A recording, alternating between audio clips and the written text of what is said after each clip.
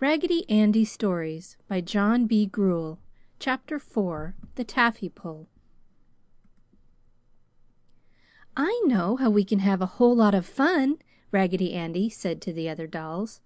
"We'll have a taffy pull." "Do you mean crack the whip, Raggedy Andy?" asked the French doll. "He means a tug-of-war, don't you, Raggedy Andy?" asked Henny. "No," Raggedy Andy replied. "I mean a taffy pull." "If it's lots of fun, then show us how to play the game," Uncle Clem said. "We like to have fun, don't we?" And Uncle Clem turned to all the other dolls as he asked the question. "It really is not a game," Raggedy Andy explained. "You see, it is only a taffy pull. We take sugar and water and butter and a little vinegar and put it all on the stove to cook. When it has cooked until it strings way out when you dip some up in a spoon, or gets hard when you drop some of it in a cup of water, then it is candy. Then it must be placed upon buttered plates until it has cooled a little, and then each one takes some of the candy and pulls until it gets real white. Then it's called taffy." "That will be loads of fun. Show us how to begin. Let's have a taffy pull. Come on, everybody," the dolls cried. "Just one moment," Raggedy Ann said. She had remained quiet before, for she had been thinking very hard. So hard, in fact, that 2 stitches had burst in the back of her rag head. The dolls, in their eagerness to have the taffy pull, were dancing about Raggedy Andy. But when Raggedy Ann spoke, in her soft, cottony voice, they all quieted down and waited for her to speak again.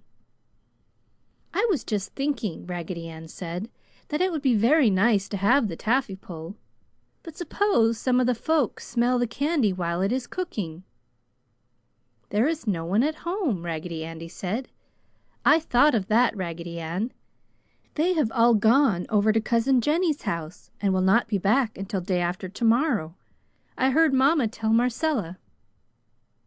"If that is the case, we can have the taffy pull and all the fun that goes with it," Raggedy Ann cried as she started for the nursery door. After her ran all the dollies, their little feet pitter-patting across the floor and down the hall. When they came to the stairway, Raggedy Ann, Raggedy Andy, Uncle Clem, and Henry threw themselves down the stairs, turning over and over as they fell. The other dolls, having china heads, had to be much more careful, so they slid down the banisters or jumped from one step to another. Raggedy Ann, Raggedy Andy, Uncle Clem, and Henny piled in a heap at the bottom of the steps, and by the time they had untangled themselves and helped each other up, the other dolls were down the stairs. To the kitchen they all raced. There they found the fire in the stove still burning. Raggedy Andy brought a small stew kettle, while the others brought the sugar and water and a large spoon. They could not find the vinegar and decided not to use it anyway. Raggedy Andy stood upon the stove and watched the candy, dipping into it every once in a while to see if it had cooked long enough and stirring it with the large spoon. At last the candy began to string out from the spoon when it was held above the stew kettle, and after trying a few drops in a cup of cold water, Raggedy Andy pronounced it done. Uncle Clem pulled out a large platter from the pantry, and Raggedy Ann dipped her rag hand into the butter jar and buttered the platter. The candy, when it was poured into the platter, was a lovely golden color and smelled delicious to the dolls. Henny could not wait until it cooled, so he put one of his chamois skin hands into the hot candy. Of course it did not burn Henny, but when he pulled his hand out again, it was covered with a great ball of candy, which strung out all over the kitchen floor and got upon his clothes. Then, too, the candy cooled quickly, and in a very short time Henny's hand was encased in a hard ball of candy. Henny couldn't wiggle any of his fingers on that hand, and he was sorry he had been so hasty. While waiting for the candy to cool, Raggedy Andy said, "We must rub butter upon our hands before we pull the candy, or else it will stick to our hands, as it has done to Henny's hands, and have to wear off." "Will this hard ball of candy have to wear off my hand?" Henny asked. "It is so hard I cannot wiggle any of my fingers."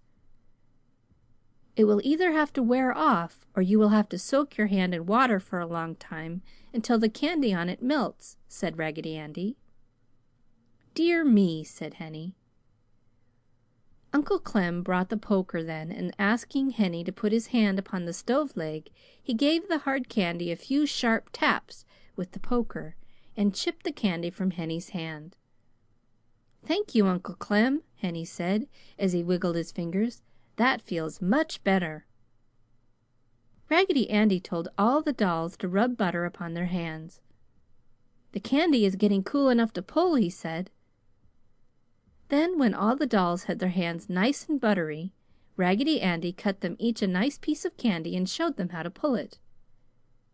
"Take it in one hand this way," he said, "and pull it with the other hand like this."